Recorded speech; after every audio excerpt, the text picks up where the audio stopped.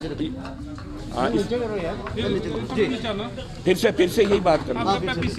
अच्छा, आज हम जो ये हाल ही में 2 आतंकवादी हत्याएं कश्मीर में फिर हुई हैं, शालकदल हबाकदल एरिया में, जहां पे 2 लोगों की हत्या की जो लेबरर्स थे, इसके संदर्भ में हम फिर से आपसे कहना चाहते हैं कि ये घटनाक्रम चल रहा है। Selective killings against non Muslims ये चल रही है, एक जीनोसाइडल एटमॉस्फेयर वहाँ पे है। भारत सरकार इसके स्वरूप को मानना नहीं चाहती है। भारत सरकार इनको छुटपुट घटनाएं मानता है।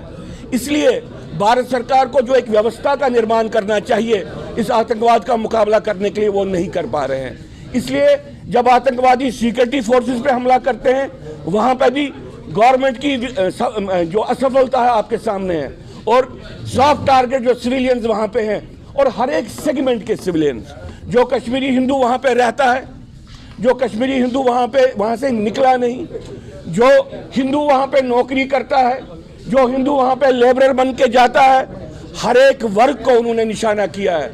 और आपने एक बार भी नहीं देखा होगा कि भारत सरकार की तरफ से इस बात को रिकॉग्नाइज किया गया कि ये जो आतंकवाद है एक जीनोसाइडल आतंकवाद है, जाति विध्वंस का एक आतंकवाद है, और हम इसको समूलता से नष्ट करेंगे। जो ये कहा जाता है कि इकोसिस्टम को हम टारगेट करेंगे, अगर आप आतंकवाद के वैचारिक स्वरूप को मानना ही नहीं चाहते हो, आप इकोसिस्टम को कैसे खत्म करोगे? क्योंकि आतंकवाद के वैचारिक स्वरूप को नहीं मानना, यही तो इकोसिस्टम को जन्म देता है। उसके बाद बाकी सारी घटनाएं होती हैं। मैं सरकार से आग्रह करता हूं कि हालात बिगड़ रहे हैं, अंतर्राष्ट्रीय माहौल भी बिगड़ रहा है। पान इस्लामिक जो आइडियोलॉजी ये इसकी एक नए सुफूर्ति के साथ आगे आ रही है। ऐसी घटनाएं और घटेंगी, और अगर आप इसी वक्त अपने आप को तैयार नहीं करेंगे, आगे आने वाले समय में जो भी जघन्य अपराध होंगे उसमें आपकी भी भागीदारी होगी। आप भी रिस्पॉन्सिबल वैसे ही होंगे जैसे बाकी लोग हैं। फिर से आपके पास उसी विषय के, सिक्योरिटी के विषय के बारे में ही आ रहे हैं। आपको मालूम है 2 दिन पहले कश्मीर घाटी में हबाकदल शालकदल एरिया में 2 लेबरर्स की हत्या टेररिस्ट ने की, और उसके बाद गवर्नमेंट के जो वक्तव्य आए हैं, जो उनका रिस्पांस आया है, वो आपके सामने है।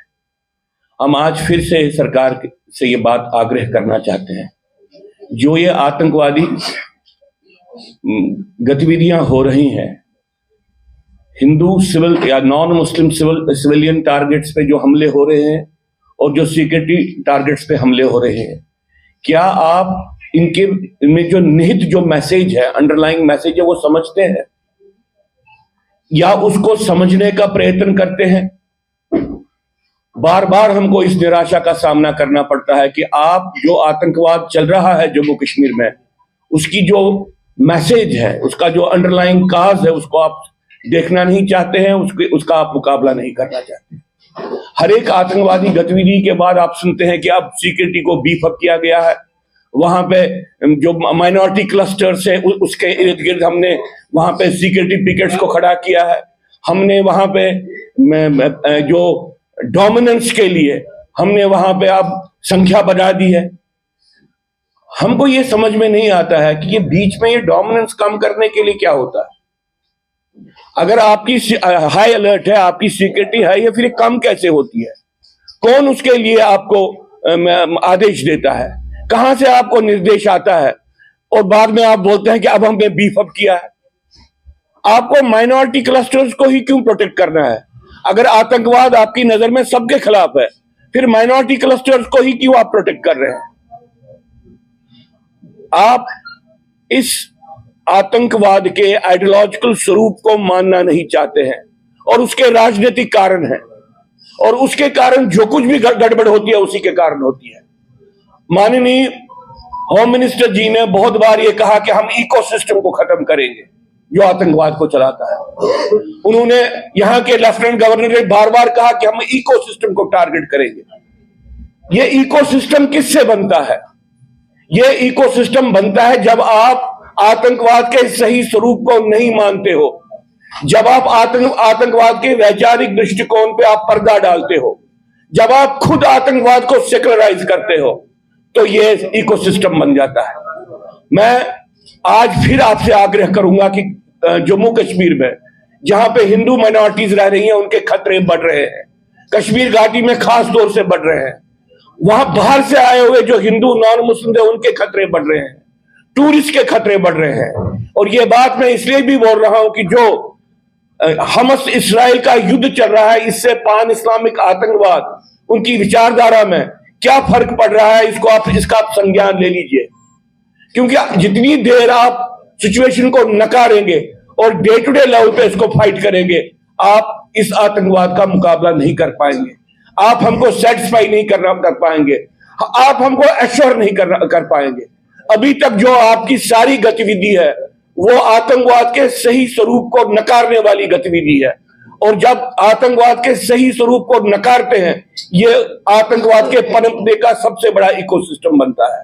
हमारा आग्रह है प्रधानमंत्री जी से, हमारा आग्रह है होम मिनिस्टर जी से, आप अपनी सोच को बदलिए, आप अपने प्रेफरेंसेस को बदलिए। जो आप इस रेस में लगे हो कि हम घोषणा कर दें कि हम लड़ाई जीत गए हैं, इस रेस में नहीं रहिए। ये एक बड़ी घातक लड़ाई है, इसकी गहराई है, इसको समूलता से नष्ट करना है। उसके लिए अपनी प्रतिबद्धता को बताइए, डे टू डे लेवल पे इन स्टैटिस्टिक्स गेम्स में नहीं लगिए।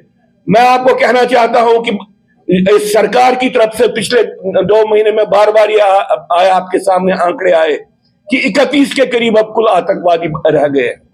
उनमें से कुछ लोगों ने कहा कि 27 राजौरी पुंछ में है, 4 कश्मीर में है। अगर इतने ही है तो फिर ये क्यों हो रहा है? और आपके खुद आंकड़े हैं, जो आपके ही आंकड़े हैं कि आपने 2022 में 120-121 के करीब आपने लोकल टेररिस्ट को आपने गिना है, और 2024 में आपने 23 को गिना है। और फिर आप कहते हैं हमने 76 आतंकवादियों को मारा है, जिसमें 55 बाहर के हैं। ये तो फिर भी आपका ही फिगर बोल रहा है कि आप लगभग 120-130 के करीब की संख्या आ जाती है। फिर किस आधार पे आप ये कह रहे हैं कि 31 के करीब आतंकवादी कुल है? आप किसको धोखा दे रहे हैं? हमको मालूम है हमको धोखा दे रहे हैं, आप अपने आप को भी धोखा दे रहे हैं।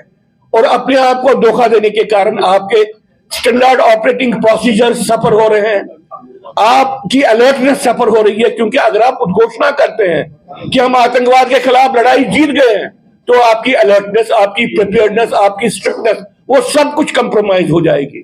हमारा निवेदन है, आगे आने वाले समय में इससे कोई अगर और भी जघन्य घटना हुई, उसकी जिम्मेवारी आपकी होगी। ये कह के मैं अपना निवेदन समाप्त करना चाहता हूं। सरकार के रेस्पॉन्सेस से हम बिल्कुल आश्वस्त नहीं हुए हैं।